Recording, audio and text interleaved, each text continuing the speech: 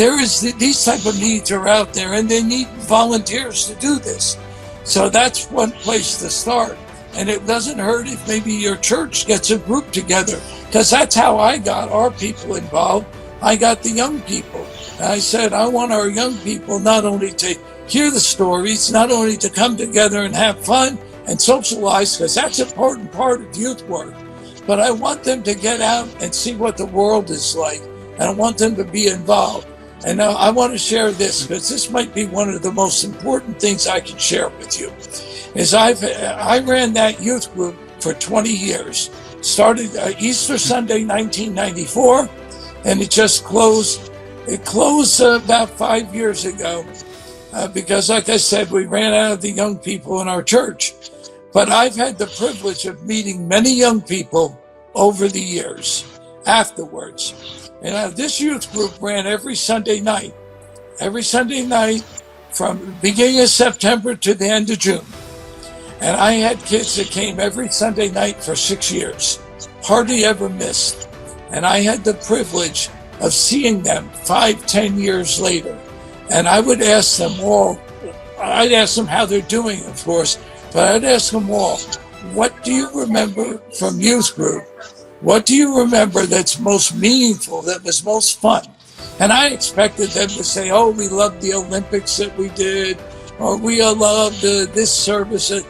You know what? Almost every one of them said what was most meaningful was when I took them in that van into New York City, and they got out and served 75 to 150 homeless people on the streets of New York. And every one of them that was there in that snowstorm remembers all the details of that snowstorm, you know? And that is, you want to do mission work, start by finding where the need is. Get involved in meeting the need. And the people will then say, gee, you know, what led you to do this? People would say, I can't believe that you guys drove 50 miles to feed us. Because that's what we did. We packed those vans and we went 45 miles, drove 45 miles to feed them. They'd say, you did that? 45 miles? And I said, yeah. Why? Because Matthew 25, verses 31 to 46. When I was hungry, you fed me. When I was thirsty, you gave me drink. When I was homeless, you invited me into your home. That's the message. And that's the message that rings clear. They say, how could you do that?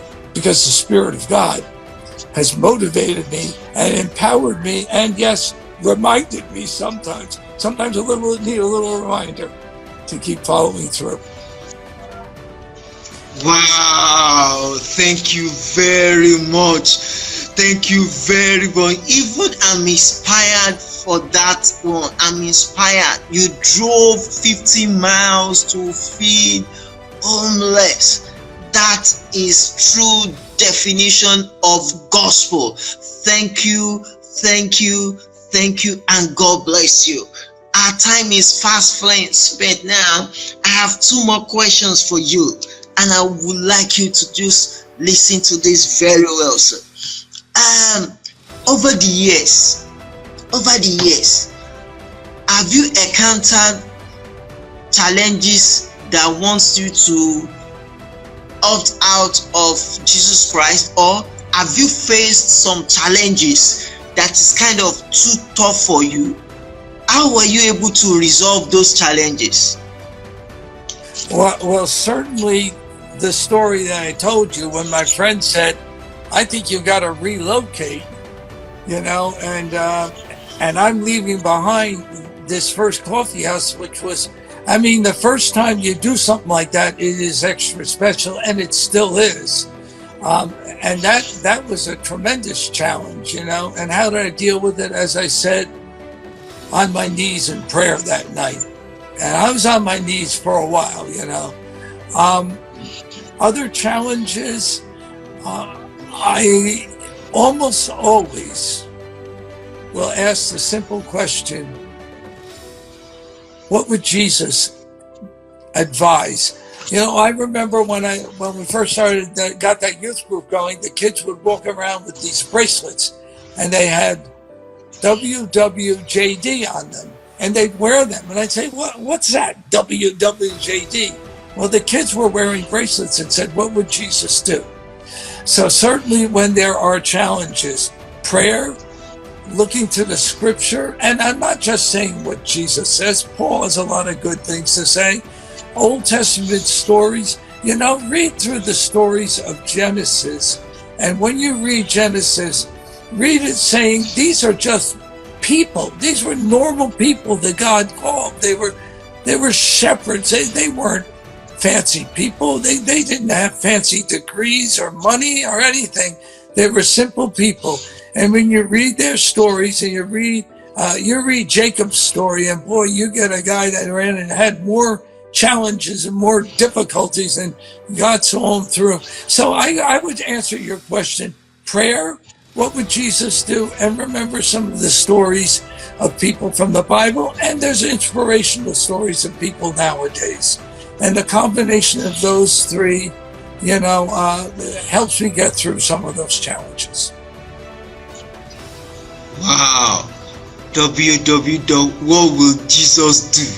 www.jd. Wow, thank you, team. And in conclusion to you today, the reformations that you witnessed over times in Christianity, tell us about them. The reformations during your growth, nurturing this. Tell us briefly about some of the reformations you witnessed. Recommendations? Reformations. For the church, you mean?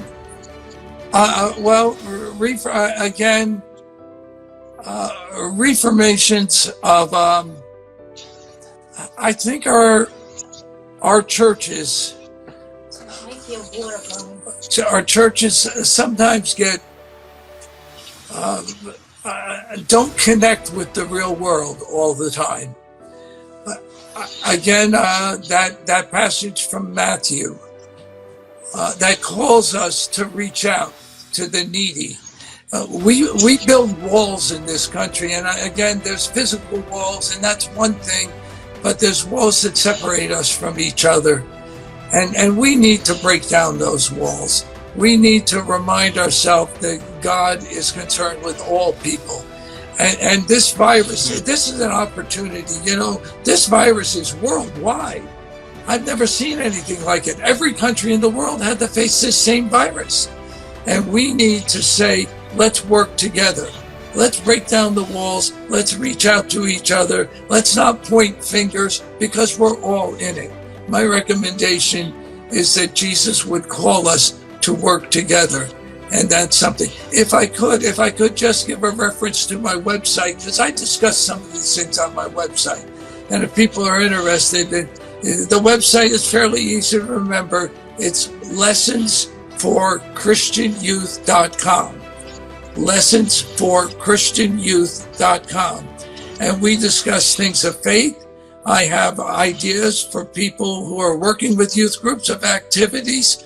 I have things called We Are the World, where we talk about the role of the church in the world, particularly in regards to the coronavirus. We have something about gun control, a problem in this country, and a problem Christians should be involved with also. And I always try and find the middle ground. I realize we have differences, and we need somebody to say, we're going to listen to each other, and we'll find an answer that we all can work with. And I think Jesus Christ would call us to do that.